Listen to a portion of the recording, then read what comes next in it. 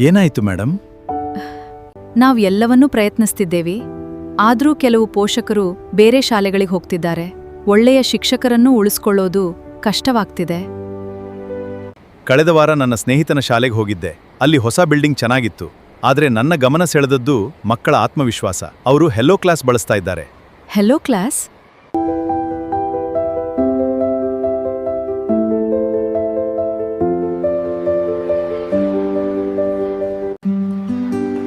Good morning sir. ಶಾಲೆ ಬದಲಾಗಿದೆ. ನಮ್ಮ ಮಕ್ಕಳ ಆತ್ಮವಿಶ್ವಾಸವೇ ನಮ್ಮ ದೊಡ್ಡ ಬದಲಾವಣೆ. ಒಬ್ಬ ಪ್ರಿನ್ಸಿಪಲ್ನ ನಿರ್ಧಾರ 1000 ಕನಸುಗಳನ್ನ ಬದಲಾಯಿಸಬಹುದು.